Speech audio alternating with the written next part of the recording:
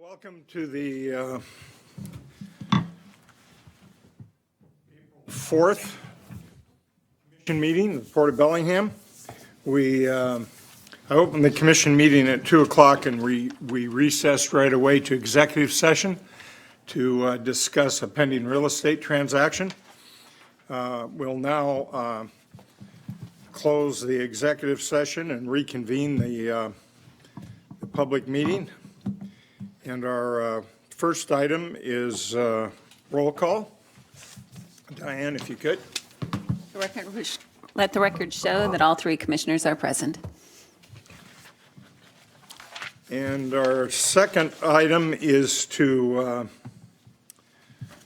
make sure we know when all of our advisory committees are taking place. The BIAC is Thursday, May 11th. Out at the ARF building at the airport. The TAC is May 11th at 9:30 in the morning, where the BIAC is at 5 at night, again, same building. And our Marine Advisory Committee meeting is next Tuesday here at 6 p.m. in this room. Our next item is public comment period. We have 5 people that have signed up. First one is Jim Kyle. Welcome to the podium. Good afternoon, Commissioners. I'm Jim Kyle, Vice President of the Working Waterfront Coalition. I would like to reaffirm this afternoon briefly our opposition to conversion of a part of a working boatyard, a working boatyard, into a homeless center. And along with that, we urge the port to retain its purchase option and to move toward actual purchase. At the same time, we're anxious to be part of the solution, and we will gladly join in an effort with the port, the city, all interested parties to identify alternatives. Thank you. Thank you for your comments, Jim. Next public comment is George Dyson.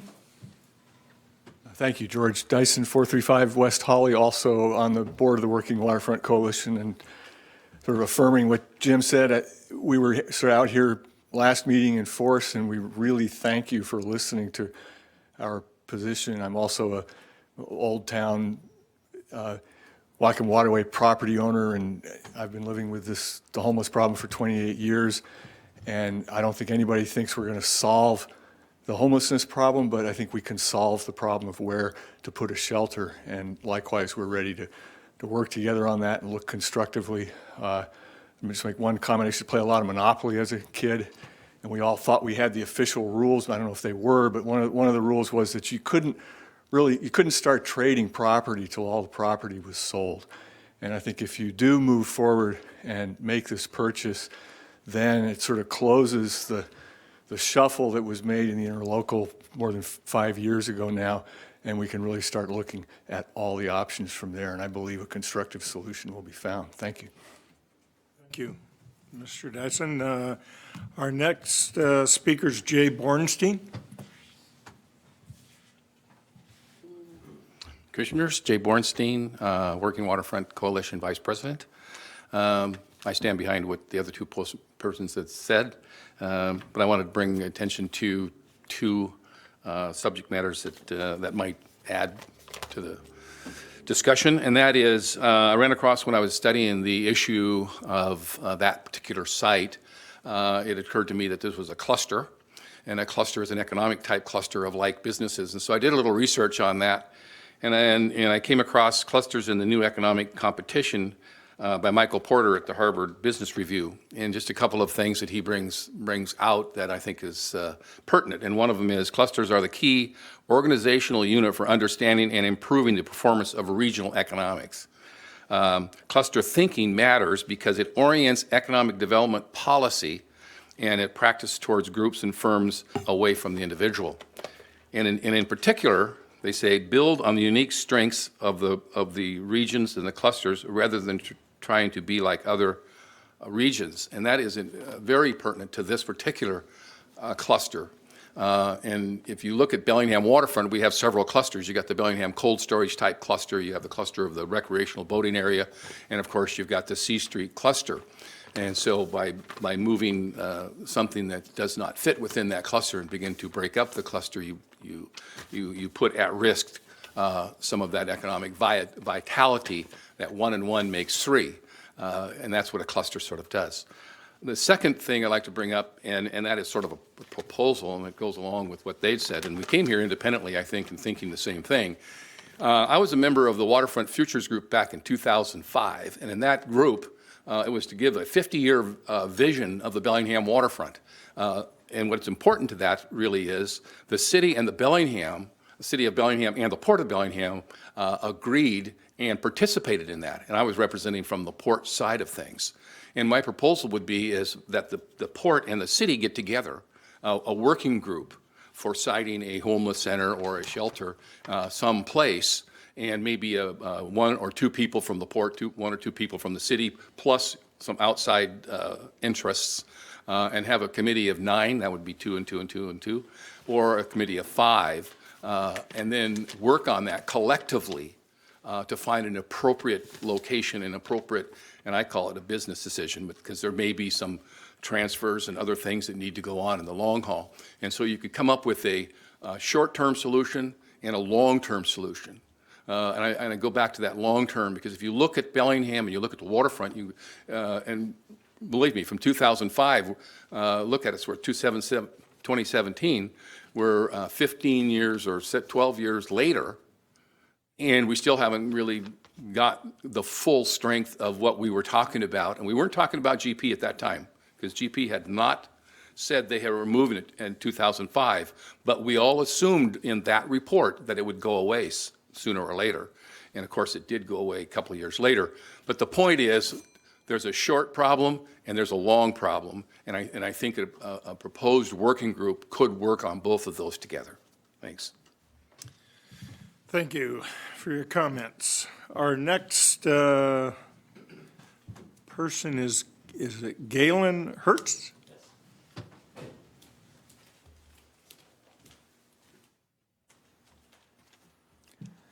Good afternoon, Port Commission. My name is Galen Hers, and I'm the Western Associated Students Local Issues Coordinator.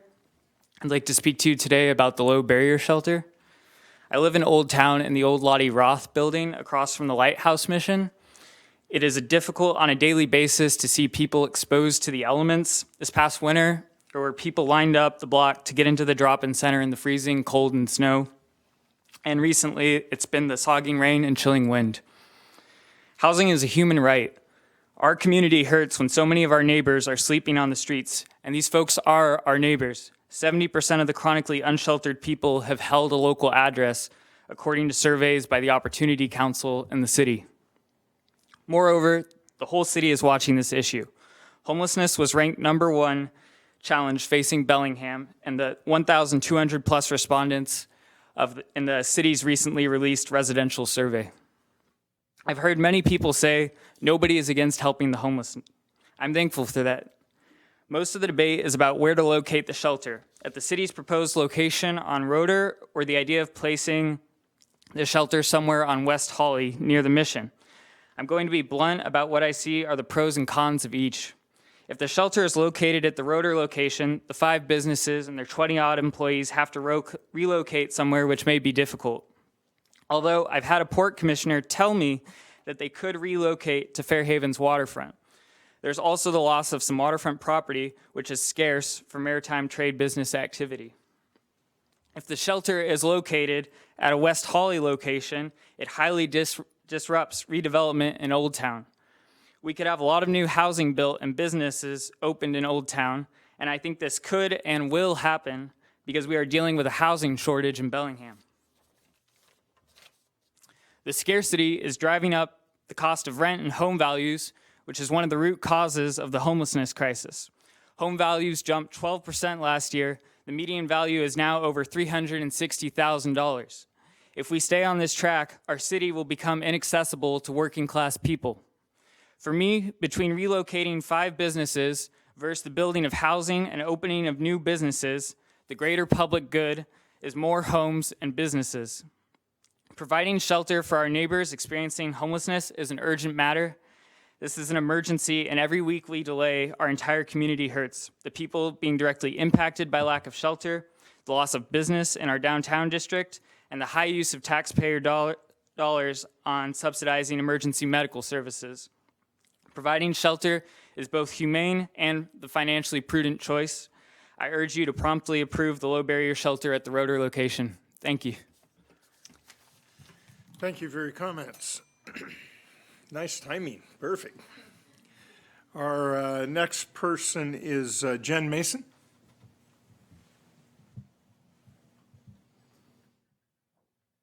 All right. Okay. I'm short. Uh-oh. Okay. Can you hear me? Am I good? All right. Okay. I'm Jen Mason. I am a downtown resident. I live at 1015 Railroad Avenue in a condo, and I'm also a downtown Bellingham business owner. I run the Crystal Ballroom wedding and event venue inside of the Leopold. I'm here today to support the proposed location for the shelter at Rotor Avenue. I do understand that business relocation is not optimal. That would be the best situation, is that we didn't have to do any business relocation. But even with that in mind, I still believe that the Rotor location is the best site. For a few reasons, I think that probably most of us agree on, which is that it fits the 10,000 square feet requirement. It's close to where people are currently residing. In order for that to be a well-utilized shelter, it needs to be near the downtown area. And also it's near the Lighthouse Mission and other services, Catholic Community Services, Opportunity Council, transportation, all of that.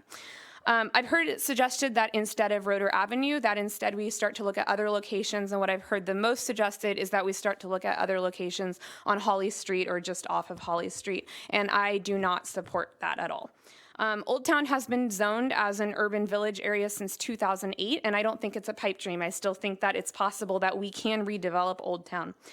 If we build a 200-bed shelter, a 10,000 square foot shelter on Holly Street or in the heart of what will be the urban village area, that is de facto the end of redevelopment in Old Town. I don't think that any developers are going to want to develop with a shelter right on the main arterial, right where the urban village would be. I know that the shelters right now are a bit up the hill, and where it's proposed on Rotor is just off of that area. I've heard people say, well, nobody would want to live or develop in Old Town anyway. I own a condo in downtown. If Old Town redevelops, I will happily buy a condo in Old Town. People who want to live in downtown are used to living in economically diverse areas. I'm used to the benefits and challenges of those areas, and I think that we can draw people to that area if it redevelops. The Old Town sub-area plan shows, I was surprised to see this. I looked at the 2008 sub-area plan for Old Town. It shows a potential for 1,000 housing units and 400,000 square feet of commercial space. I am not ready to say, let's not do that. That is way too much housing and commercial space that this community could need, and we can't take that off the table. So I ask you to see this as a community-defining and career-defining moment for you, to not only give 200 beds to people in need, but also to keep this potential open for much-needed housing units and commercial space. Thanks. Thank you for your comments. Is there anyone that didn't get a chance to sign up that wants to speak? Notice some people came in late. Sure, go right to the podium. State your name, if you will, please. Just a second, I'm pulling up on my notes on my phone. My name is Adam Schaefer, and I live in Bellingham. And I, like most people who've weighed in so far, support the need for an easy access shelter. And it's always useful to look at the problems that we're trying to address before we start looking at particular solutions. And every night, the problem that we're really dealing with is that roughly 750 people go to sleep without a home. And because our local government and organizations like the Opportunity Council have done a really good job trying to address this problem, about half those folks at least have shelter, but the other half go unsheltered. And so anyone who's been in the downtown Bellingham area at night has seen folks sleeping in doorways and alleys. And while our community searches for a solution, dozens die from illness every single year. And during a winter like the one we just had, an easy access shelter literally would have been the difference between life and death for some folks in our community. But our community doesn't just want to end homelessness because of the effects on individuals. It impacts all of us. I listened to the last Port Commission meeting, and understandably, what y'all are trying to do is look at this issue through the lens of how it affects the businesses and the economic vitality at the port and at Whatcom County as a whole.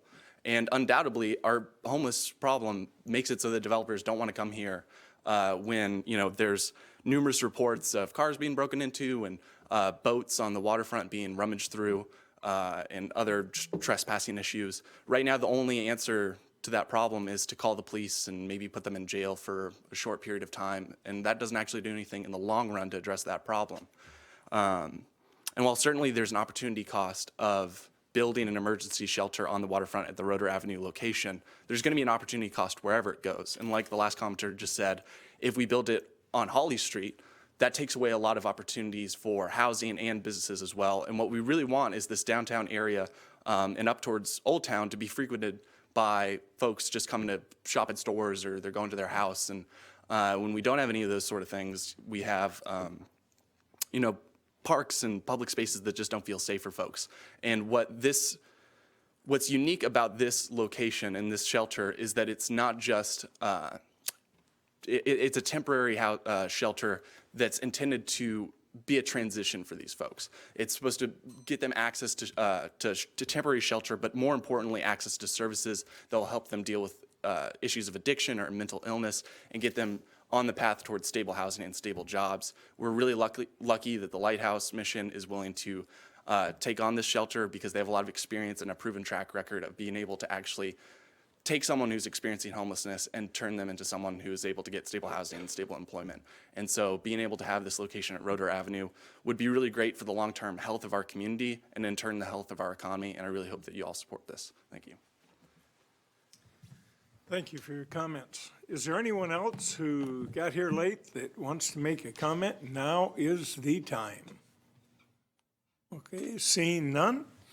Thank you all very much for your comments.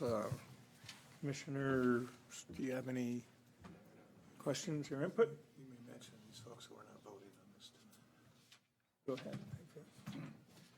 Just so you folks understand in the audience this evening, we're not voting on this evening. It's not on the agenda, so we'll be taking no action at this time. Okay, nothing further? Okay, if there's nothing further, we'll move to our consent agenda. Gentlemen, you've read the consent agenda. Any comments or questions? Oh, no. Diane, please read it. A motion to approve consent agenda items A through N. Any questions? I have a clarification on D. This is our existing stuff, has nothing to do with the, I'm assuming with the new pump out station that's to go, that Ecology is bringing forth, is that correct? Yes, Commissioners, my name is Kyle Randolph. I'm the Harbor Master for Squalicum Harbor, and we've got a couple of old mobile pump outs that have gone way beyond their useful lifespan, so we're just looking to replace those two carts with new ones. Okay, thank you. Other than that, no. Nothing? Commissioner McCulley, any? I only have one on E, where we have a new volunteer for our Marine Advisory Committee, David King. David, I don't see him here. No. He was introduced at the last MAC meeting. I think he'll be a great asset, and I'm happy he's stepped up to volunteer. So with nothing else, all those in favor? Aye. Aye. Let the record show that passes 3-0. Our next item is a presentation from the Small Business Development Center. Good afternoon, Commissioners. John Mitchner, Economic Development Specialist, Port of Bellingham. Here to introduce CJ Seitz, the Director of the Small Business Development Center, and Eric Grimstad, a Certified Business Advisor, and they're going to give us an update on 2016 activities and some new programs that they are developing going forward.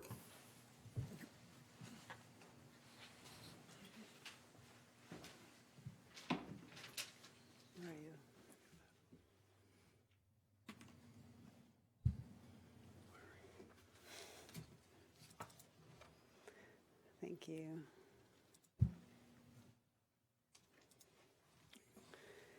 Good afternoon, CJ Seitz, Small Business Development Center, Western Washington University.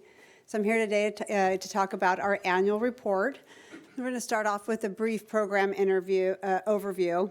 We're going to share a few client case studies and give you some updates on some new programs that we're working on, and then we'll wrap up with our impact outcomes.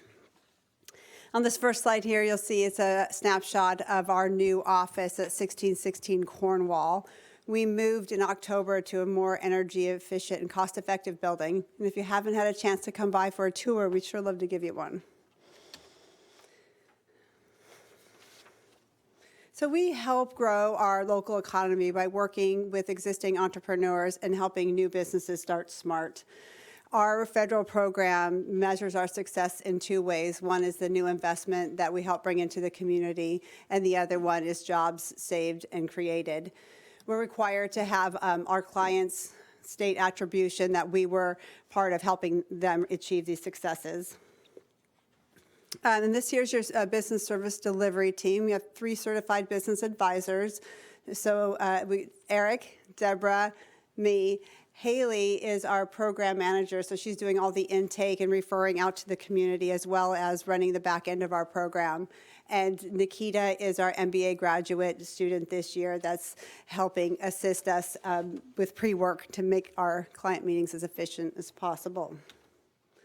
Our 3 core services are the one-on-one confidential business advising, the research that we do both in-house and also working with Washington State University's research center that's dedicated to small business development center clients. It's located in Pullman.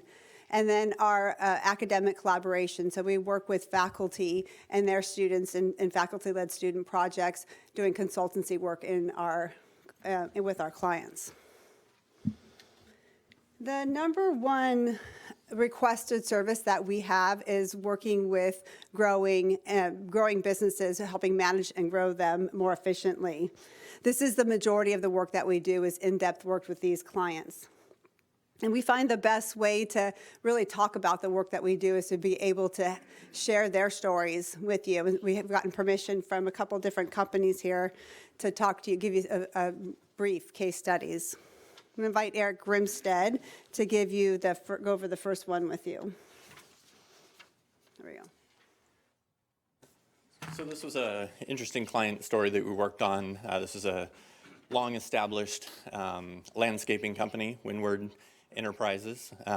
Business has been located here for 25 years, over 20 employees, a little over $4 million in revenue currently.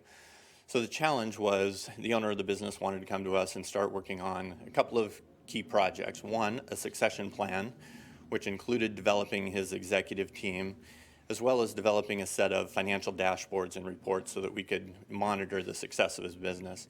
So we worked pretty in-depth throughout 2016, and the end result was he was able to grow his sales by a little over $1 million. So another success story that we were happy to be a part of. This next client here is Numu, and they manufacture women's exercise dresses. Ashley Fulton-Wilder is the primary business owner here, and she started in 2008, and she's been with the SBDC ever since, doing a variety of different projects. This current project, she came to us and was asking, so she's grown her business tremendously. She's exporting all over the world, retailing, wholesaling, and she's had her hands in lots and lots of different projects, but now she kind of wants to manage a little bit higher up. So how do we do that? What are the key indicators that she needs to be watching? So we sat down with her and we interviewed her about what are some of the bottlenecks that she has. We looked at industry data, financial benchmarking data, and we helped her create a dashboard. Now, there's no numbers in this one because we didn't want to give away all of her information. So we have a monthly operational dashboard and then a more strategic annual dashboard. And this is working really well for her. She's brought in her whole management team, and they're working with these well. One more. Oh, Sorry. One more success story. This is a client that I've actually been working with since I first started at the SBDC over 9 years ago. So Jeff Caldwell, owner of Heating Green, he sells primarily heating panels. One of the things that we identified in some of our work over the years with him was a niche market that was ripe for exploiting a little bit more. So we've worked one-on-one with him over the course of 9 years to grow his business from a single solopreneur lifestyle type business to a point now where he's about to hire his 5th or 6th employee. And the graphic that's shown on the slide here is all the installations that he sold worldwide of his solar panels, not solar panels, heating panels. So this is a success story of growing an entrepreneur from just working in his business to now working on his business and employing more people. And we've grown his revenue 10 times from where he started with us back in 2008. You know, I got to say that the first time I bought something from Jeff, we sat in his living room and he had a small condo at the end of Railroad down by where Jen lives. It's changed since then. Yes, he has. Yeah. He's doing really well for himself. His showroom was his bathroom, by the way. It's on the ceiling. Worked well, though. The other big portion of what we do is we help new businesses start smart. And what that means is we review business plans. We do financial projections for 3 years, which is kind of standard for lending institutions. And we might do market research to support assumptions that they have in their business plan. And we help put a package together that talks to itself, so the story is telling the same story as the numbers. And then this creates a plan for them to follow as they're opening and getting busy, so they have a plan for success. We helped 13 businesses start last year, and that includes 4 business transfers. So if we work with a buyer, we count that as a startup. Well, working with our partner programs is essential for us for the efficiency for our clients and also just to build capacity. So under the direction of the ADO, which is the port, we coordinate these programs with our other partner programs in town. We've worked with SCORE successfully for years, and we refer back and forth with SCORE. They help us out with clients that might have an idea, but this idea may or may not be a business, and they help flush that out for them. There's a lot of expertise in different industry in SCORE, and we'll bring them in to co-counsel on certain issues. And then also if there's more one-time questions and they don't require the in-depth services that we have, especially with our financial and research, SCORE has been super great partner for us with that. PTAC is a new partner for us, and that's a Procurement and Technical Assistance Center of Washington. And what they do is they help small businesses successfully win government contracts, so local, state, and federal. Kate Taylor is the advisor, and she's up here monthly, actually having office hours at the SBDC. She also co-hosted an event with us earlier in the year where we had local buyers here meet with 98 businesses locally. So the goal there would be to start building a relationship face-to-face so that we can help make our local business successful in winning those contracts. And then finally, the Northwest Workforce Council is a new partner for us. We're working with them on some of their economic development strategies. And essentially what we're doing is help them invest federal dollars into SBDC clients to upskill their current workforce or get on-the-job training for new businesses. They will be having office hours and having someone stationed at the SBDC also. We host student projects, so these are the faculty-sponsored student projects. We did 7 of them, so 7 teams going into our businesses and doing a variety of different consultancy projects. One of our examples is we worked with an engineering professor, and they did efficiencies to help in their warehouse with different pick and pack activities, so some time and motion studies. And we measure what we do. So we touched about 500 clients last year, and we actually enrolled just over 300 of them into our program. So the additional ones, they may have either called and got referred into a different program in our community, or we were able to take care of their needs right away, or they've been to some sort of training that we might have put on. We were able to create or retain 131 jobs and help bring in just under $7 million of new investment into the community. This slide here showcases a study that's done annually in the state of Washington, and essentially the blue, dark blue is the SBDC clients, and the gray is all Washington state businesses.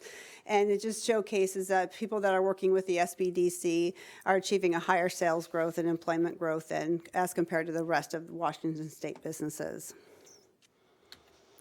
And finally, for every budget dollar that we have, we return a $16 return on investment in the form of the new investment from our clients.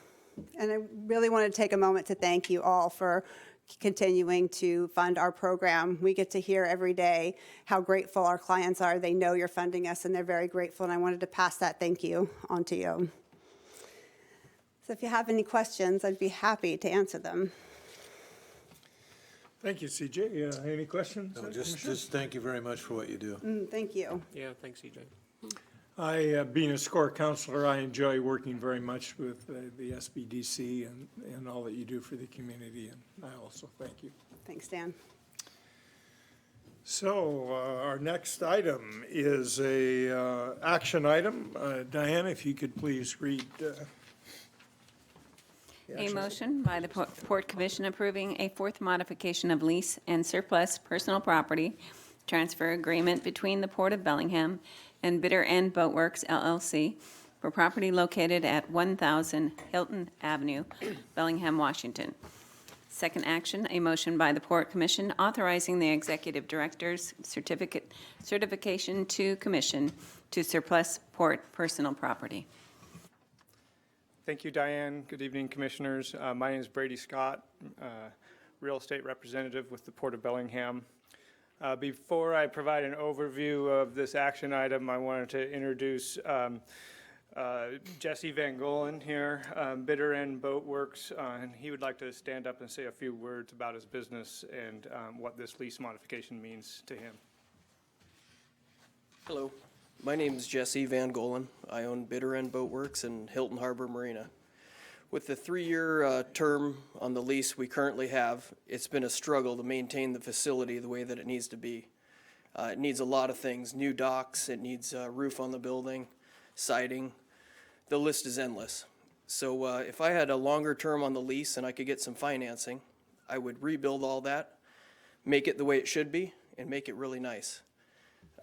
It's not only important to the future of my company, we have 8 full-time employees, their families.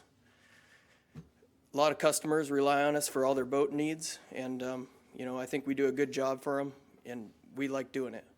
So I'd like to really thank Brady and Shirley. You guys have been great, all the help gotten from you. And I'd like to thank the Commission for considering this extended lease. Thank you.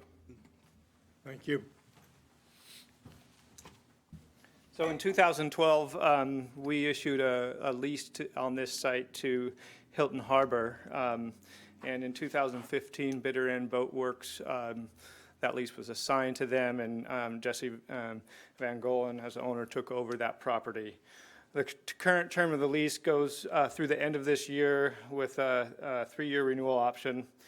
As Jesse indicated, improvements are needed to the property, including attention on the floats, which are in disrepair, and the building, which needs new siding and roofs. And given this need, Bitter End has requested a longer term on their lease for predictability for financial purposes. So this modification of lease provides for a new 10-year term with 2 5-year renewal options. It also adds in a little bit to the premises. 13,200 square feet in the middle of the premises were the former Hilton Avenue right-of-way. That area was vacated by the city and now is available to use in the premises as exclusive use. The lease modification updates the rent accordingly for a 10-year term and provides a commitment by Bitter End Boatworks to do tenant improvements within the first term of the lease, which is to replace the floats and re-roof and re-side the building. In addition, as a separate motion, the modification provides authority for the executive director to surplus a little bit of property. You may recall in 2015, some of the floats and wooden ramps in the building were already surplus. This finishes that transaction. There's a few of port-owned floats that are in disrepair, old wooden floats in the area that I just highlighted there that need to be replaced. Those would be removed by the tenant and disposed of within the first term. And I can show you two just to emphasize where the building is on that lease area. And with that, I can answer any questions. Thank you, Brady. Commissioners, do you have any questions? The property going towards the road or back there where the, as you seen it, you've already leased that, correct? Yes. Okay, It's an old picture. Now there's boats filling that. okay. Yeah, this area is part of his current lease. Jesse, the trails put in there is always concerned when there's new access for folks. Any issues with the trail being nearby? Why don't you stand up here for the microphone, please? I really haven't had big problems with the trail. We do have theft problems, but most of the holes in the fence come from, other areas. Okay. Right now, the the waves and the storms have washed out the fence where the beach is. So it's really easy to get in and out of there. But our cameras haven't showed that we have any problems happening right there. Okay. I think it's too far of a walk to go with an outdrive or something. Thanks. Question for you. The erosion problems, could we drop big rock in there and solve that problem from your side of the? Yeah, and I thought that was gonna have happened by now, but apparently something got held up on that deal. We were gonna move all the boats out of the way and just have it, Okay. fixed up, but I think something got held up on that very good. project. I'm not sure. Yeah, just to speak to that, we have a project to rebuild some of the storm damage that occurred on there, which was held up in the permitting process, as were several of our projects. Stuff that fell under that storm damage? Okay, So that's something we hope to do when we can. thank you. We had a number of permits we applied for from the Corps of Engineers. I think this is one of those where the permit was actually issued, and then the Corps wrote us back later and said, never mind, you got to hold off on that, and we're working through issues with them. Yeah, it is, but it isn't. Okay, anything, gentlemen? Anything else? Jesse, I enjoy watching you grow that business down there, and this will give you some time to really bring your vision to fruition. It really needs it. It needs to be improved down there, and without it, I can't spend everything we make and not know what's gonna happen in 3 years. Good, okay, very good. Hearing nothing else, all those in favor? Aye. Aye. Let the record show that passes 3-0. And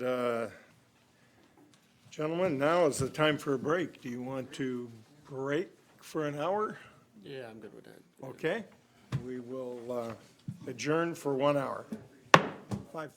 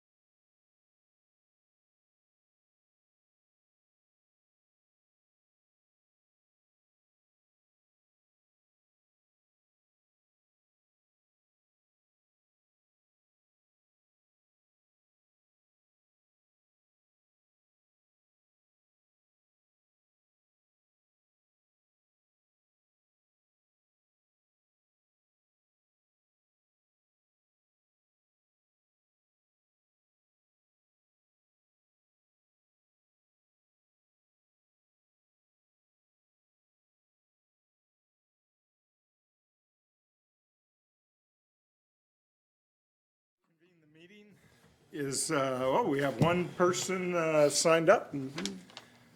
Peter Petco. That guy. Just because you're the only one, you don't feel like you're on the spot or anything, okay? Okay, we don't have any vegetables to throw you. Yeah. Everybody, my name is Peter Materko. I am speaking on behalf of the Low Barrier Shelter. I just had a conversation with a gentleman here who's lived in the area for 28 years and presents a side of the issue that I think is obviously, very polarizing locally, but it's a phenomenon that happens in every town of every city. That is, not in my backyard, right? I, for one, am advocating for a low barrier shelter to be built as the city finds the resource here. And, as this problem continues, so build another place, build somewhere else in Newtown, build somewhere off Lakeway, we can spread this out, but we are talking about our towns and our city's most vulnerable people. And that's something to consider above all else. Thank you. Thank you for your comments. Yep. Anyone else that didn't get a chance to sign up? Okay. Seeing none, our next item is a presentation on the Parks and Recreation Plan update.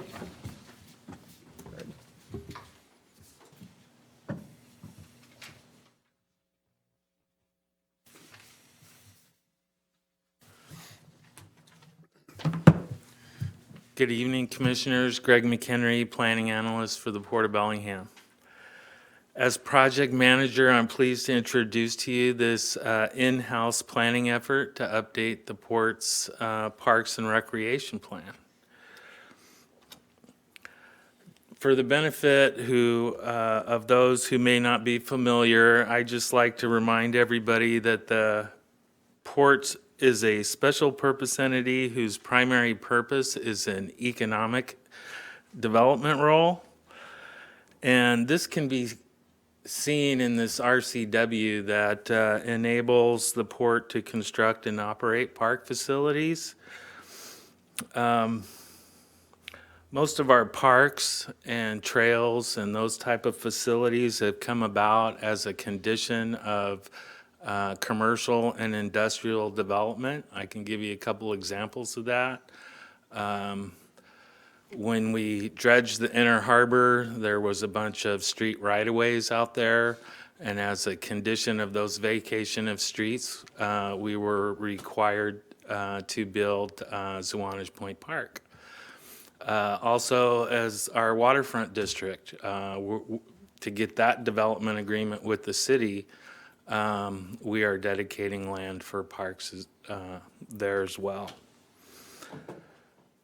So while the port may not have a full-fledged park and recreation staff like most local municipalities do, we have put together a crackerjack team of staff to help us with this planning effort.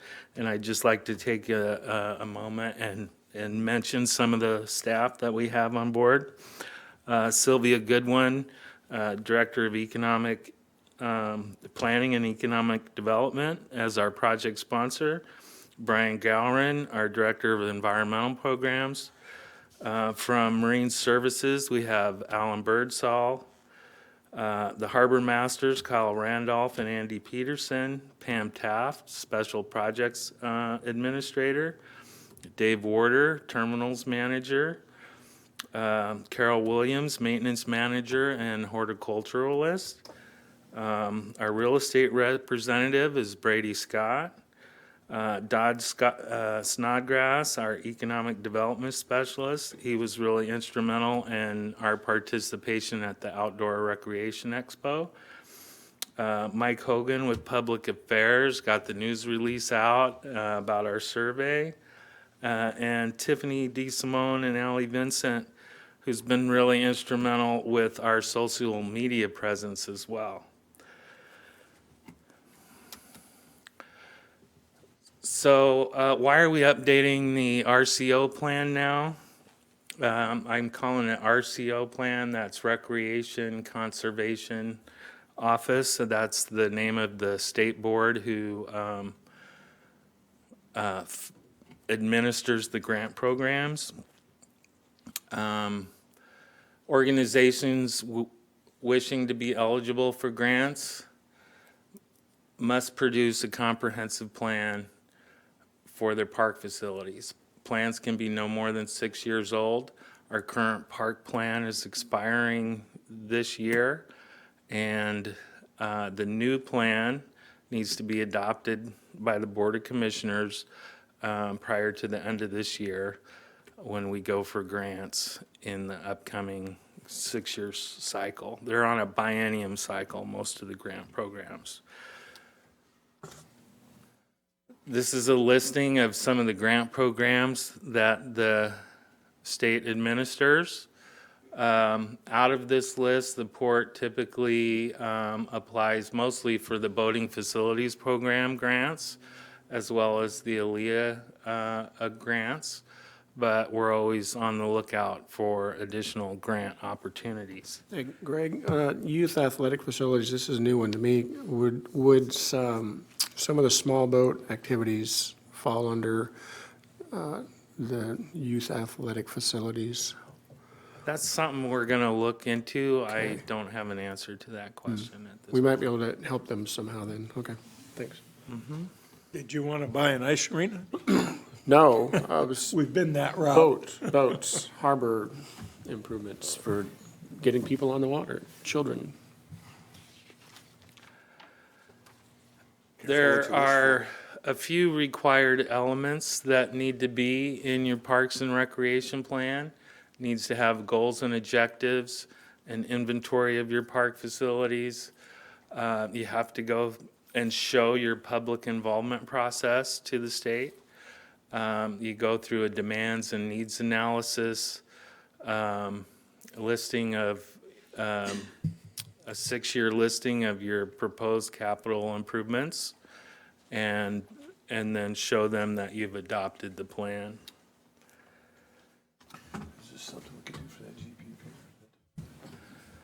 So as I go through some of these next slides, they kind of follow those required elements, at least the first 3 of them at this point. Do you know if it's included?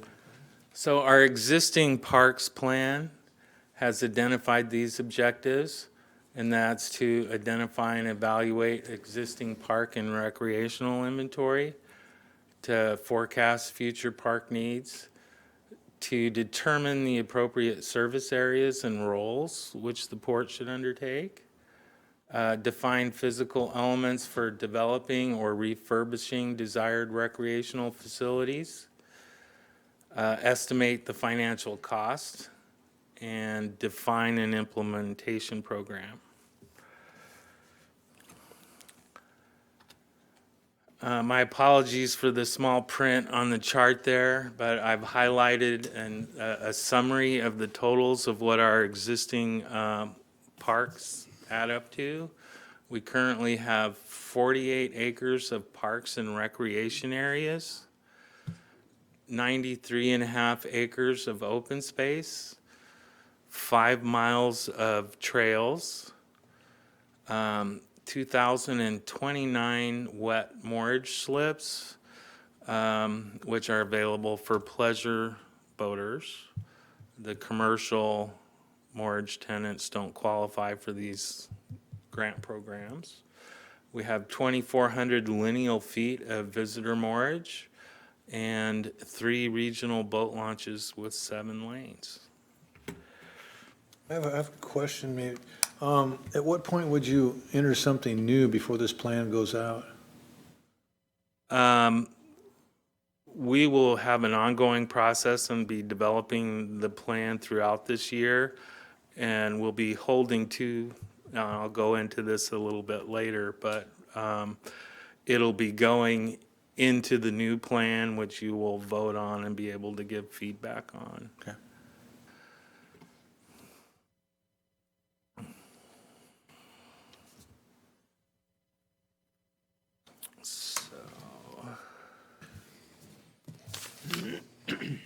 So So what are we planning for public involvement?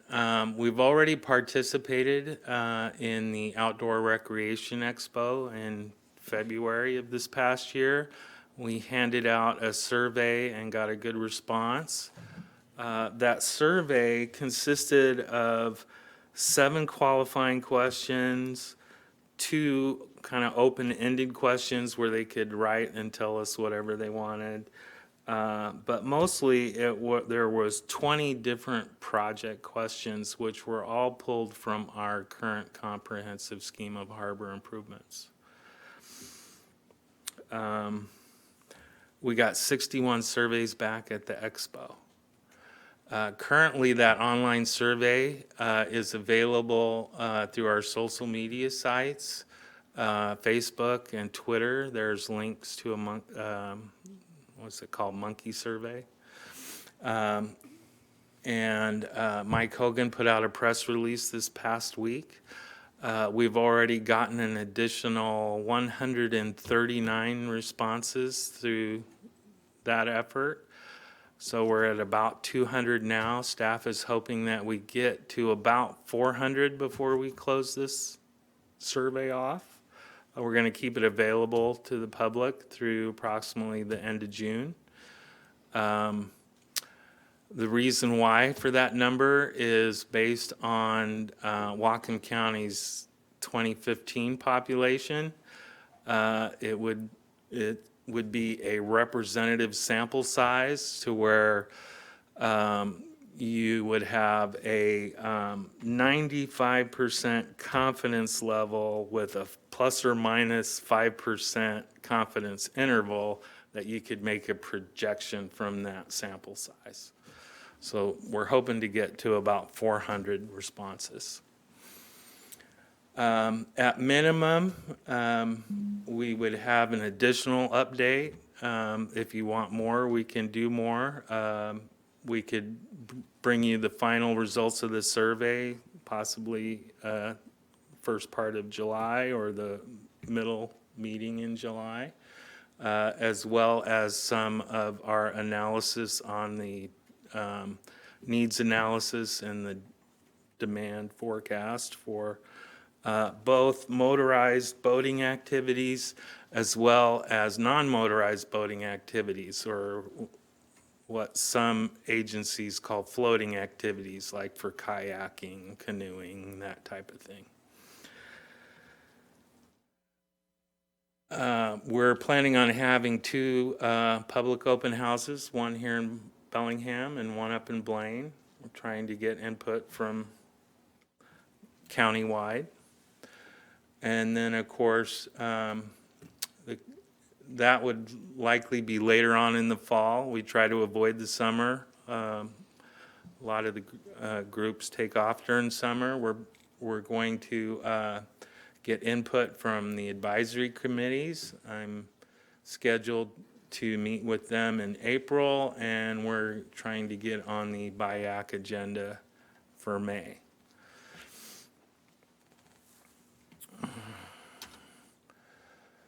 This is some preliminary results from the Outdoor Recreation Expo.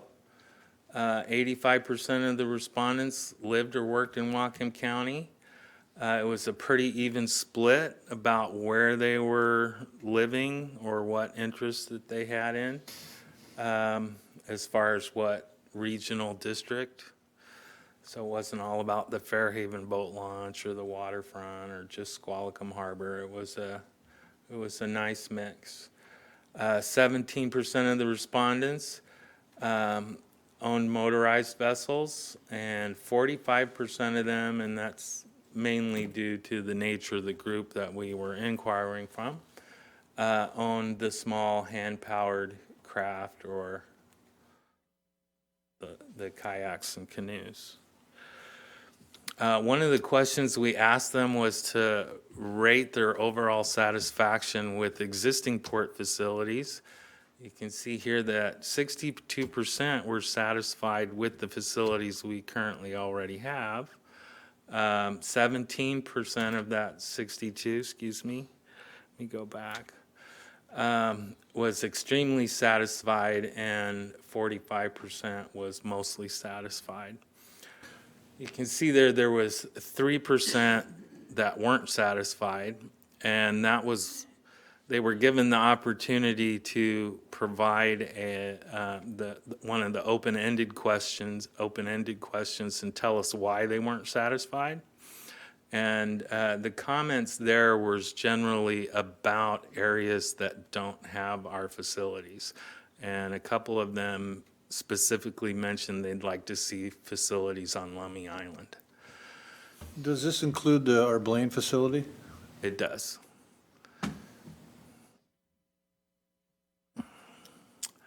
We also asked them to rate those 20 different projects, you know, whether they thought it was a high priority, somewhat important, or a low priority. This is a listing of 10 of those projects that received the most high priority votes. The highest one was to restore the GP Wharf for public access. And no, I wasn't standing there encouraging people to. That surprises me. That's a happy surprise. Yeah, right at the end, it says MC. And I've seen preliminary results from our online results, and that particular project still remains the highest priority. So when we get the additional information to where we can make some sort of guideline projection of what we think Whatcom County residents want, then we'll provide complete results. But yeah, no, I thought that was very interesting.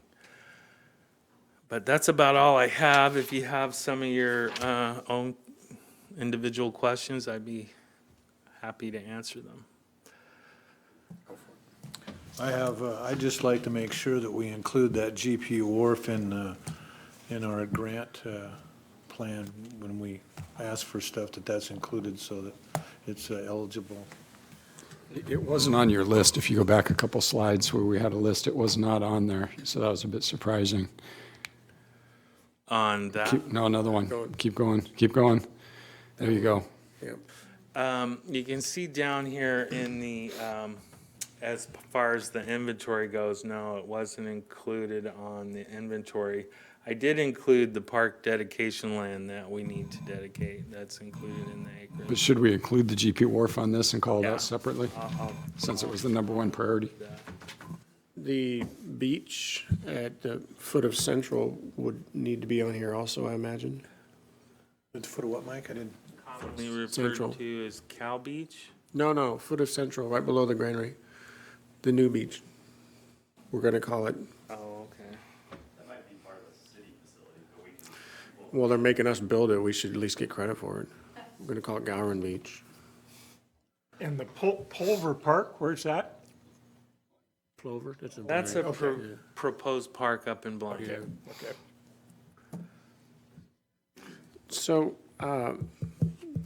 no secret to some folks, maybe to Commissioner Briscoe, I long advocated that some of these parks not be port parks, but be city or county parks. Definitely would like to have a conversation with you folks about that as well. I know that specifically the Marine Drive Trail area would have an advantage to the city of Bellingham and less so for the Port of Bellingham. And, managing parks where we have 7 cities and a county and a port all managing parks, and a lot of those jurisdictions overlap in sort of their geographic area. For example, that Marine Drive Trail, it might advantage to the city to manage it.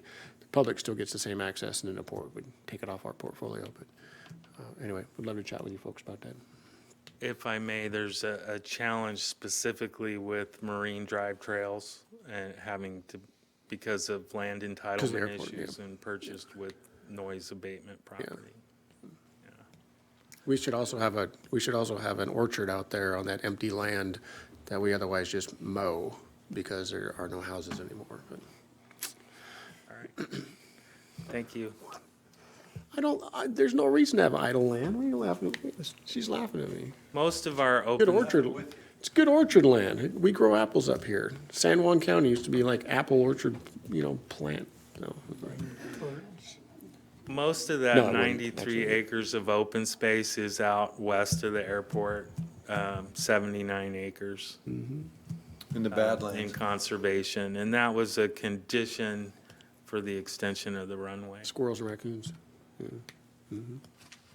Where the wind generators are gonna go, right? Nope, Solar panels? not enough wind. Plenty of room for solar panels. Thank you very much. Do gentlemen have any questions? I don't, no. Thank you. So we'll see you again possibly in July with results from the survey and some market demand analysis. Thank you. Thing, I guess, is it possible in your survey to get, I noticed you had Squalicum Harbor, the people that use that, the percentage on that one side, is it possible to get our Blaine Harbor in there? Certainly. Andy was sending out email notifications to all our mortgage customers.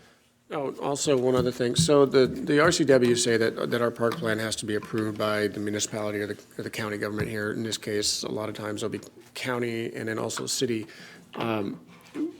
When I've talked about the GP Wharf in the past with city staff, they always sort of stand back and say that's not part of our plan.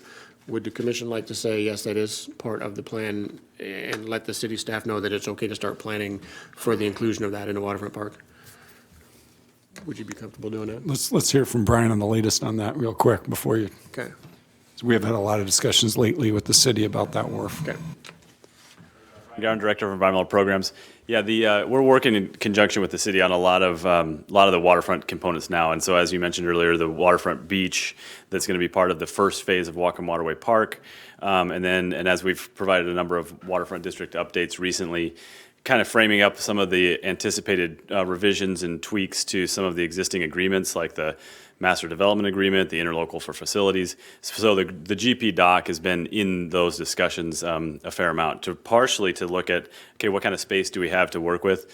But we also have to look at the condition survey, what the existing uses are, some of those constraints. But it's definitely in the discussion. That's something that we'll be bringing forward to the commission, and we're actively working with the city and on those as we look at the park planning components. You know, I definitely would like to keep that as a facility because I think it's a structure that doesn't exist in the county. It gives people a waterfront experience that they otherwise cannot get anywhere else, at least in the length of it, because it's so long. You know, you can get a little bit of that up at Jorgensen's Pier. You can get a little bit of that at the cruise terminal, but essentially it's just 1,200 linear feet of awesome. Right. I would also love it if the city could incorporate it into their park system so that it's managed in one location as well. So if there's a long-term possibility of having a conversation, or a city, having a conversation with the city that presents a long-term possibility for that to be included in their park system, that would be advantageous for the city as well. Sure, yep. Because otherwise, the port's going to manage it, but I think we would also like to tie large vessels up to it at the same time. So depends sort of what the city's long-term vision is for that particular facility. Yeah, I think the plan will be kind of an incremental, and to date, the plan had been to remove that. So now kind of stepping back from that plan, that was in the majority of the plans that was in the long term going to go away. If that's changing, we haven't looked at it in much detail. So as I said, we think we're going to have to look at the condition, what the planned use of that would be, is the footprint of it the right way, so it's going to be a longer term planning effort, which is kind of dovetail very well with this plan to get in front of the granting agencies and that sort of thing. So programming that with the city that would be the ideal, as well as with the end users, with Harcourt and any developers out there, make sure we're having compatible uses that provide the public access that is in a manageable way, that we also have maybe potentially outside funding. So it probably isn't a detailed design decision that we made in this year, but setting that in motion has already been done. So, yeah. Super. Thanks, Brian. Yep. Okay. That brings us to new business. Gentlemen, any new business? A couple things I'd like to say, not really new business, is we've got enough business on hand as it is. I'd like to thank the folks that came to testify. Thank you for coming today. I'd like to thank staff for the effort they put into their jobs here. You people are really impressive, the time you put in and the effort you put in doing the best you can for everybody involved. I'd like to thank Adam Fulton for going a little bit further than he has to make things work here. Not too long ago, we had a tenant port issue and needs some clarification. The transparency wasn't good enough, and I asked Adam if he'd take an hour out of his busy day and attend the meeting, and the outcome was very good, I think, for both parties. And thank you, Adam, for doing that. That's all I have. Very good. Commissioner McCollum? Two items. I'm going to discuss this shelter issue a little bit, but also the economic development effort we're putting together. A couple of requests for Rob. I'd like to have a sort of a picture for the commission of who in the county is doing what right now, and probably more importantly, what they think that we are missing. Because I would like a little more information about the folks that are doing this for their everyday job to help inform us on what we should direct the port staff to be aiming at. The second part of that is, who was it earlier said something about, it was Jay Borstein, clusters. I mean, we've all talked about clusters. One of the things that came out with a conversation that Rob and I had with some folks from Seattle was identifying our strengths and just choosing something and moving forward. And I think that would be a critical part of this too, is identifying what the county's strengths are right now, and of those strongest ones, which one we can either set aside because it's as strong as it's going to get. Like, we're not going to get much more raspberry land going. Okay, that's clearly a strength, but there's probably not much we can do there, but we should identify what we can do. But also just look at what the county's strengths are right now and where we can jump in and promote those or support them. But so we could get that going, that'd be pretty cool. We, in the past, we had all the players that are involved in economic development on a chart that I think Dodd or somebody worked up, and that was very helpful. It probably needs updating, and I think that's what you're referring to. We'll get it updated, and we'll put a little verbiage to that too, and add on to that what everyone suggests for improvement. Yeah, that's easy. Good. So the other issue is this shelter issue, and for me, it's really important to wear my port hat in a conversation like this and separate what is a very real and a very visceral social welfare problem from a land use problem that the Port of Bellingham has. And somebody said something today that I'm going to repeat because I think it was said really well. This is not an exercise in heartlessness on anybody's part. It's certainly not ours. But it's important that we keep the port focused on what ports do. And this issue of homelessness and homeless shelters comes up every year. Rob's very familiar with this down in Olympia, because municipalities and counties across the state look at the 75 ports and they say, you've got industrial land, we want a homeless shelter there. And the ports have pushed back every year and trying to stay focused on what ports do, because ports can't solve a social problem when we're focused on land use problems. So there's some things that I'd like to make points on, a couple of questions. That it came up recently that this effort was attempted once using the old Sears store downtown. I didn't live here then. I don't know if you remember that. I do. And it failed. I would definitely like to know why it failed. And if this was done before and it failed downtown, why did it fail? It's interesting that I don't really know what this shelter's supposed to do. We're being asked to purchase or to not purchase the option on this land and let this a shelter operate in the marine trades land, but I don't even know what it really is going to do and what all the programs are going to do, and does it actually lower the homeless population in the county? Because if we're going to be spending port dollars to do something to either mitigate its existence or to buy it out of existence, it's apparently still going to happen. And where that's going to happen and how that's going to happen is critical for us to decide which direction we're going to take this. I've been reading that other cities are deconcentrating their homeless services because concentrating them is creating a larger problem. And I'd like to know why this city, Bellingham, has chosen to concentrate more as opposed to what other cities seem to be doing, which is spreading these things further across their cities. Orlando and Portland come to mind, Portland, Maine come to mind right now. The port is going to have to spend some money here somehow. If we buy the option, that costs a certain amount of something. If we don't buy the option, we have to mitigate the loss of the land somewhere. And we have land. It's 54,000 square feet. If you go down there, we have space. That's not the issue, but it's not free. We're going to have to spend money somehow to mitigate the loss of the existing facilities and either upgrade what we have or build something new. And there's going to be some additional cost to that. And that we have to discuss because we haven't discussed that. So there's just a few things I think we really, really need to work more on before we say yes or no to we're going to buy the option or we're going to let the city use the property the way they want to use the property. I think that we can have some private conversations with Rob and give him some specific direction from each of us. But here, I'd just like to say I think that we've got some more conversations to have with the city and city staff to work through some solutions, because I don't think we have enough information specifically about how this whole thing really is going to work. A big question and a problem that I keep bumping up against is, as a geographer, and I appreciate that most of what I've been looking at in regards to this homeless question is being written up by geographers, which is really cool. I'll read you a quick excerpt of this one I've got here. And it says this, let me make sure I've got the right doc. Here we go.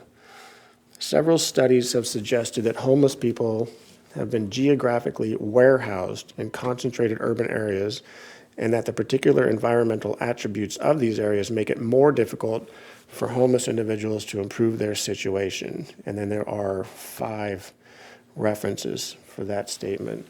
Spatial Organization of Urban Homeless in Chicago by Hoke, Economics of Homelessness out of Cambridge by O'Flaherty, Socio-Spatial Stigmatization of Homelessness by Takahashi, The Socio-Spatial Exclusion of Single Homeless People in Berlin and LA by Von Maas, and Urban Homelessness by Wolk, W-O-L-C-H. So when I look up some of what people are doing around the world to attack this homelessness, the 2 things that keep coming up is concentration may or may not be the right answer, and why is the city of Bellingham doing more concentration here in Old Town? And then with my geographer's hat on, I look at the Rotor site and people say, this is the solution, Old Town is not. It's across the street.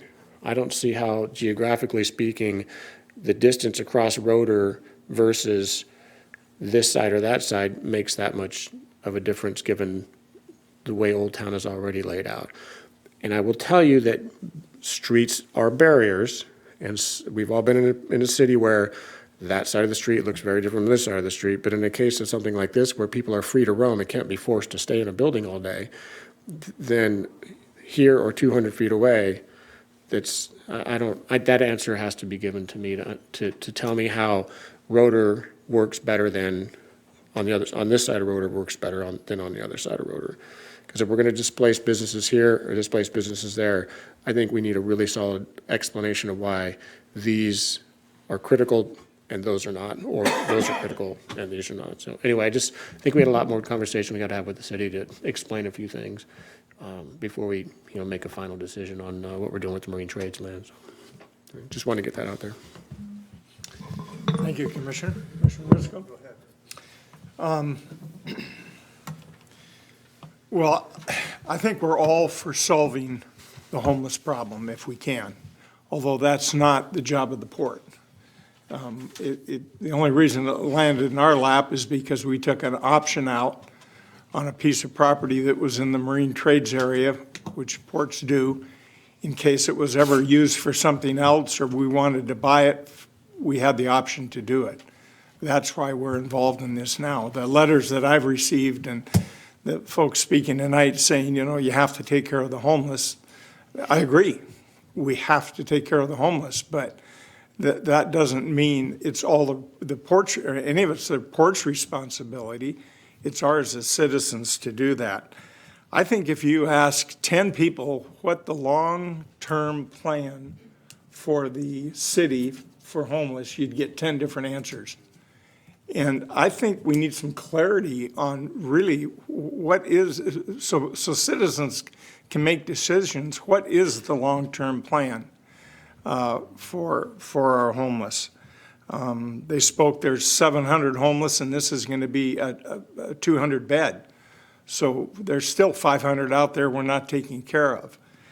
And I agree with your remarks, Commissioner McCauley. We just need to study it a little bit more. I'm